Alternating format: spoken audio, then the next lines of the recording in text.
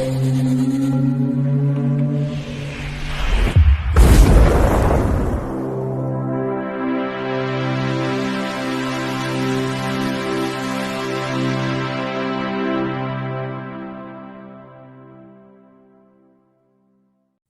Bayek, it's me, and in today's video I'm looking at The Raven from 1963.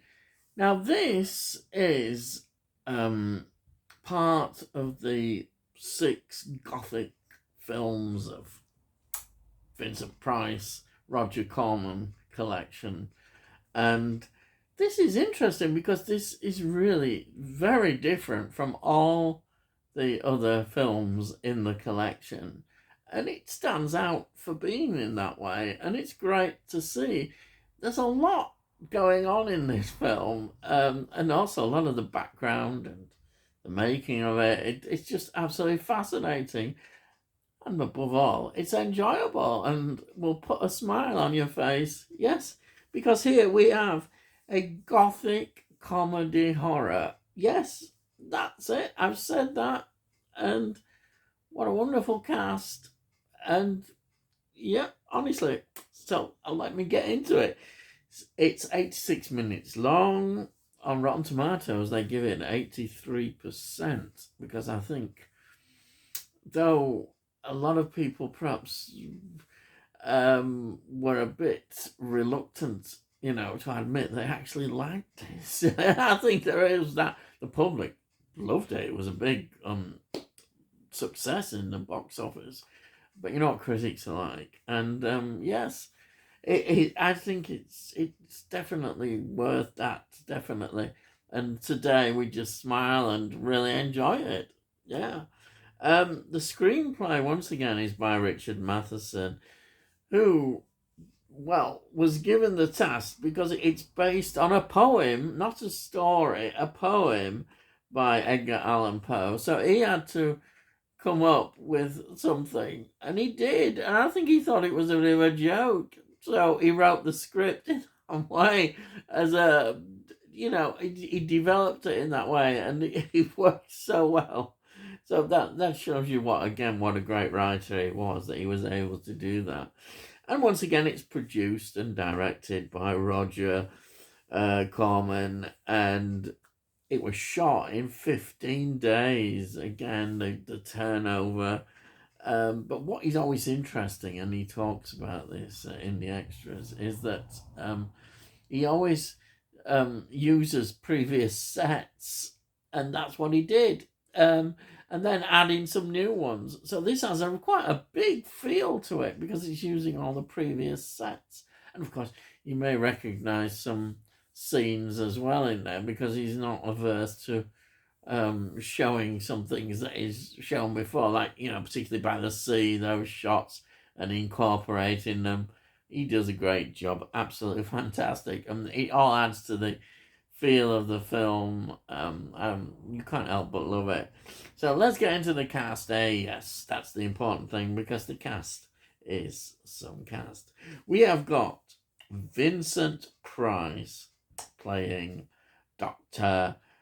Erasmus Craven, and he's loving it. He looks as if he's really enjoying himself and laughing and going along with the jokes and everything about the part. And he plays a part of a magician.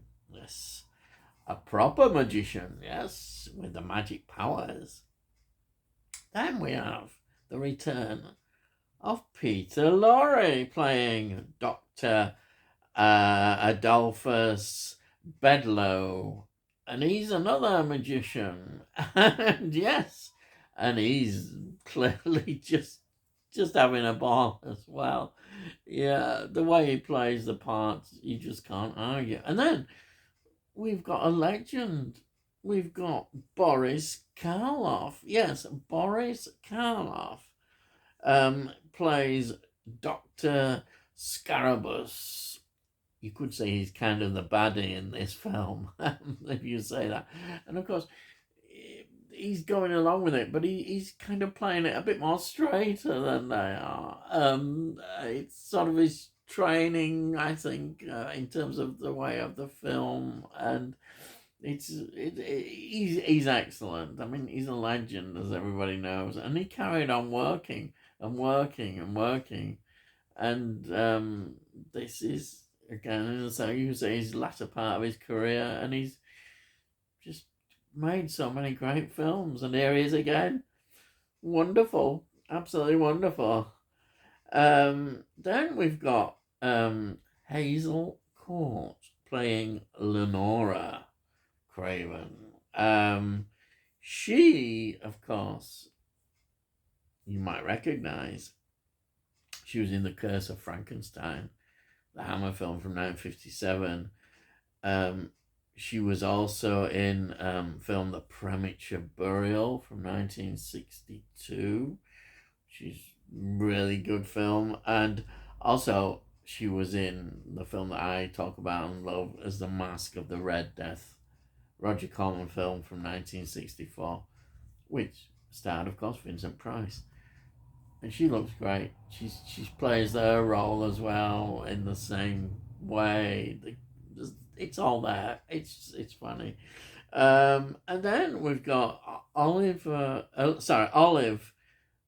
Sturgis playing Estelle Craven. She's the daughter, and she's very loyal to her dad, and she plays Longstrait in this role. Really enjoyable. She's a Canadian actress who seems to have a lot of theatre, TV shows, that sort of experience. No sort of major films that I can see apart from this one. Yes. And then, if you look in the cast, you see somebody whose face might seem familiar. Yes, it is a young Jack Nicholson. Jack Nicholson, yes. He plays Rexford Bedloe, the son of Dr. Bedloe, Peter Lorre's character. And it's Jack Nicholson. And apparently this is really, if you look about the history of Jack Nicholson, he was really a hard-working actor who didn't seem to be getting anywhere putting in these small parts. He also did some writing and directing as well, but he never really got the big break.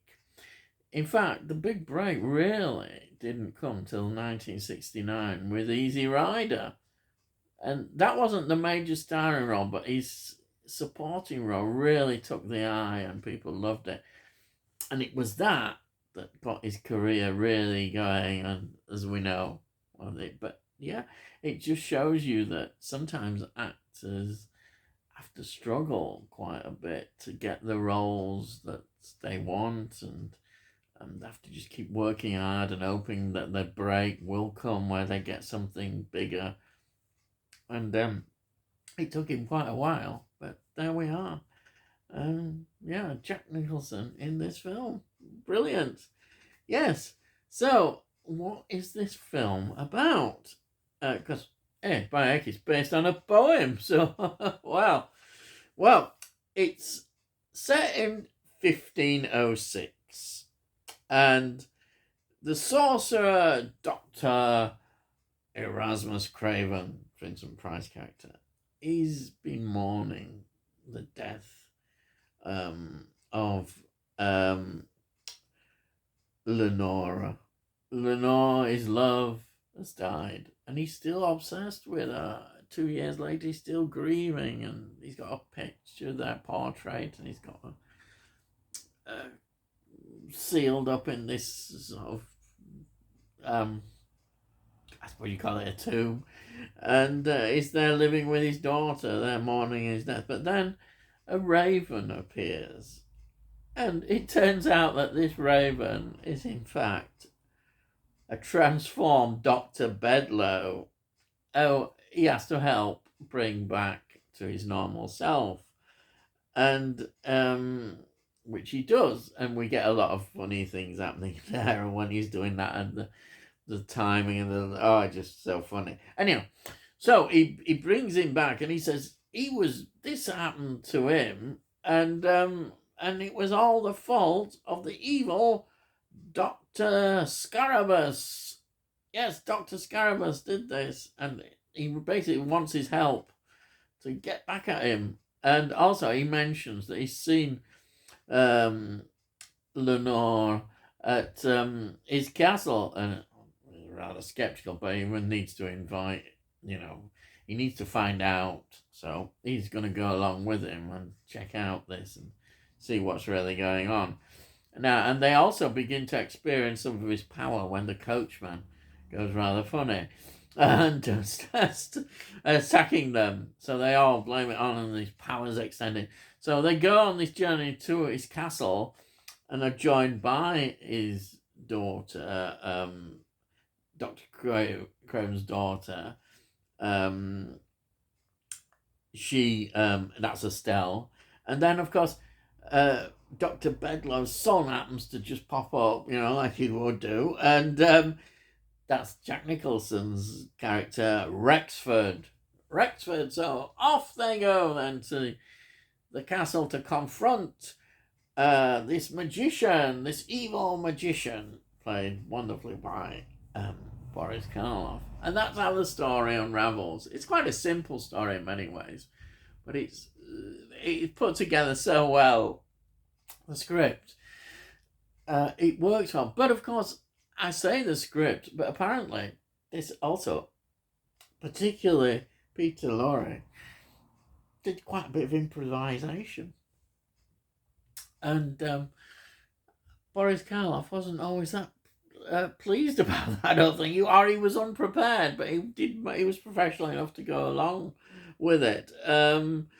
So we have that aspect. And also, it's interesting because Boris Karloff is actually quite infirm. He's not very steady on his legs. He's fairly crippled, actually, and he has to do quite a bit. And I don't think he was very happy doing some of these things. It wasn't good, but there's all these things going on when they're filming this.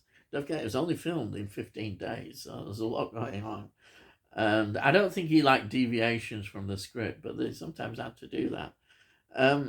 Also, it was well known that Peter Lorre and Jack Nicholson simply didn't get on, which is difficult, especially when they're playing father and son. So there's that aspect to it. Also, Boris Karloff complained about the cape he was wearing, said it was too heavy. You've got all that, but yeah, all this going on, and they produced this wonderful, funny film, and it is funny.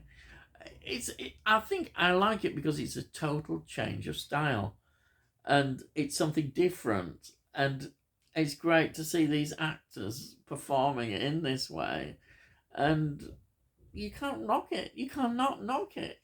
Really, it's just so enjoyable, and I'm so pleased I've seen this because I didn't know about this until it came along. So it was a really nice surprise for me that this. Yeah, I mean, it probably has been on TV going years ago, and but I've never seen this. This is totally first time watch for me, and very enjoyable. So highly recommended. That's what I've got to say. So I'll just show you this again. This is where it's from. So that was film 4. We've just got 2 more to do from this box set, which I got on this Arrow video sale. Excellent. It is really excellent. Yes. So I hope you've enjoyed my video. And if you're new as well, please subscribe, because then we'll let you know when I produce these videos. And if you haven't subscribed, why not subscribe? It doesn't cost out, and we'll let you know when I produce these videos. And also, if you like it, please give it a like.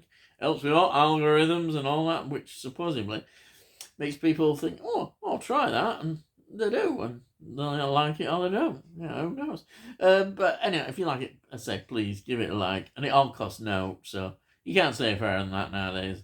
If you've got a comment, please put your comments there, and I'll answer your comments, and I love to read them, honestly. Fantastic. And that's it. All I gotta say is, I'll see thee again.